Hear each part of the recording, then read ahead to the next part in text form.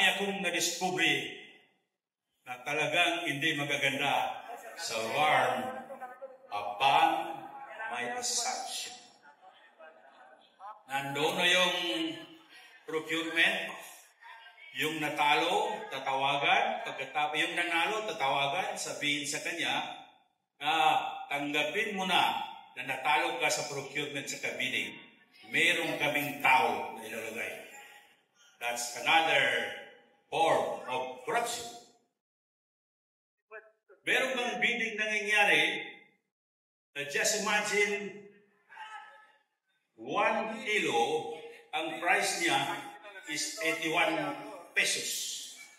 Saan ka naman magkikita at saka makita na 1 kilo, 81 pesos na talaga.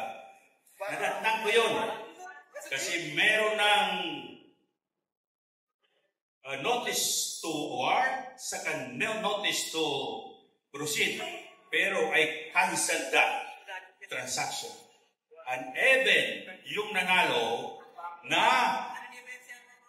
bidder, kinausap ako na, sir, mag-proceed na kami, mag-deliver na kami, ibaba na lang natin yung preso ng 50 pesos. Sabi ko, cancel na yung transaction natin.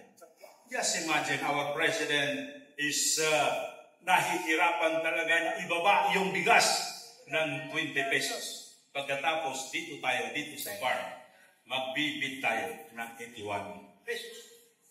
Mahirap yun. Maraming project na hindi nabayaran, at saka meron din namang mga project na nabayaran, pero hindi naman natapos yung project. So these are all the menace and these are all the corruption that I observe in the world. Just imagine again, in 2 months' time, ako bibigyan ako ng 25 million, 27 million. After a month, bibigyan ako ng 40 million.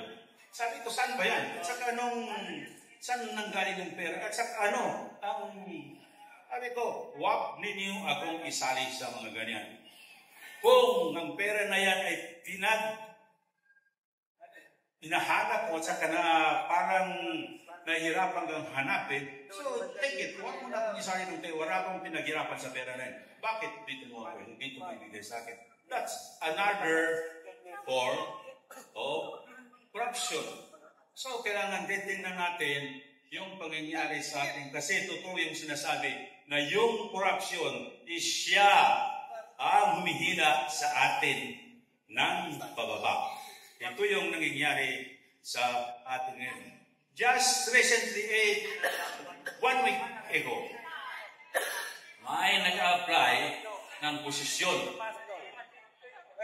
Tapos, tinausap yung katiwala namin doon na bit niya yung 5 million ibigay sa akin para daw ma-appoint sa posisyon na. Sabi ko, yan na ang inaayawayan ko ngayon ng mga sitwasyon. So, we return back the money and talagang hindi rin yan nakukuha yung posisyon. So, para hindi tayo magiging kasali sa problema, we have to talk with this.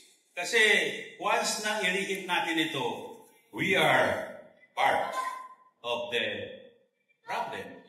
So ito yung mga sitwasyon na kailangan titingnan natin para malaman natin kung ano ang totoo, kung ano ang hindi tama sa mga ginagawa natin ngayon. That is why in BARM, we push for moral governance as a commitment. Kaya nga sa BARM, pinapaigting natin yung moral governance.